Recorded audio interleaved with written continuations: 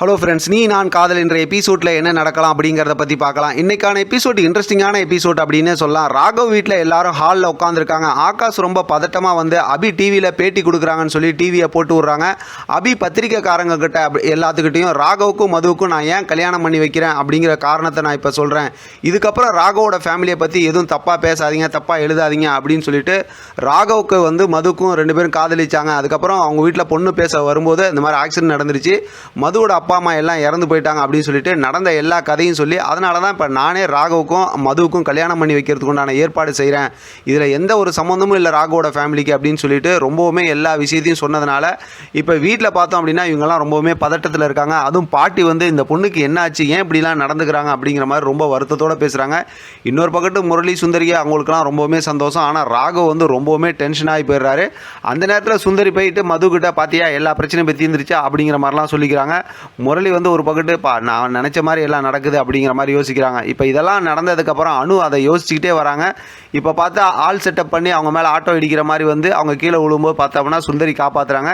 இப்போ சுந்தரிக்கும் அணு மேலே வந்து அப்படியே கொஞ்சம் அக்கறை இருக்கிற மாதிரி காட்டிக்கிறாங்க. அணுக்கும் பார்த்தா சுந்தரி மேலே ஏதோ பாசம் இருக்கிற மாதிரி காட்டிட்டு உன்னை இதே மாதிரி வச்சு உன்னை நான் எப்படி ஏமாத்துறேன் பாரு அப்படிங்கிற மாதிரி சுந்தரி சொல்கிறாங்க.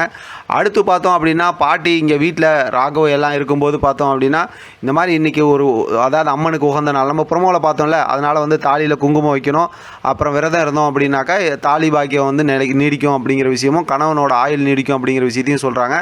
உடனே அபி வந்து அதை நான் செய்கிறேன் அப்படிங்கிற மாதிரி சொல்லிடுறாங்க. ஆனால் ராகவ் வந்து ரொம்ப கோவமாக வந்து ஒரு வாழைப்பழத்தை எடுத்து கொடுத்து எனக்காகலாம் நீ எதுவும் செய்ய வேணாம், முதல்ல இந்த வாழைப்பழத்தை சாப்பிடுன்னு சொல்லி ரொம்ப கோவமாக பேசிட்டு போகிறாங்க. அபிக்கு ஒன்றுமே புரியல. அடுத்து பார்த்தோன்னா மது உட்காந்துக்கிட்டு இந்த விஷயம்லாம் பேசிக்கிட்டு இருக்கும்போது நானே ராகவ்கிட்ட வந்து குங்குமம் கேட்கலான்னு நினச்சேன் அப்படிங்கும்போது இப்போ அஞ்சலி கோவப்பட்டு அவங்க மனசு மாறலாம் இல்லையா அப்படிங்கிற மாதிரி பேசுகிறாங்க. ஆனாலும் பார்த்தோன்னா அந்த விஷயத்தை கல்யாணம் நடந்துருச்சுன்னா யாராலையும் பிரிக்க முடியாது அப்படிங்கிற விஷயத்த சுந்தரி முரளியும் பாட்டிக்கிட்ட சொல்லிட்டு இருக்காங்க. மறுபடியும் ராகவ் வந்து அபிகிட்ட இந்த மாதிரி ஆஃபீஸில் சக்ஸஸ் பார்ட்டி நடத்துகிறாங்க, அந்த விஷயத்தில் வந்து நம்ம கலந்துக்கணும் அப்படின்னு சொல்லும்போது முதல்ல அவசரப்பட்டு அபி பேசுகிறாங்க. ஆனால் ராகவ் அபியோட வாயை மூடி நம்ம இதை வந்து பார்ட்டியை வந்து நம்ம ஆஃபீஸில் தான் கொண்டாடுறோம் அப்படிங்கிற மாதிரி சொல்லிட்டு இப்போ வர சொல்கிறாங்க. இப்போ ராகவும் அபியும் ரொம்ப அழகாக ட்ரெஸ் பண்ணிக்கிட்டு இப்போ பார்ட்டி வந்து ஆஃபீஸில் நடக்குது.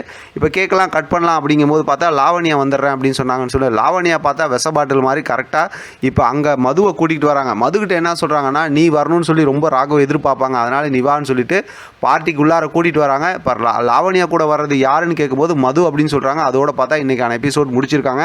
அடுத்தும் சூப்பரான ஒரு ப்ரோமோ கொடுத்துருக்காங்க. அது சம்மந்தமாக நம்ம அடுத்து பேசலாம். இதை பற்றின உங்களோட கருத்து கமெண்ட் பாக்ஸில் தெரியப்படுத்துங்க. தொடர்ந்து ஆதரவு கொடுங்க. தேங்க்யூ ஃப்ரெண்ட், தேங்க்ஸ் ஃபார் வாட்சிங்.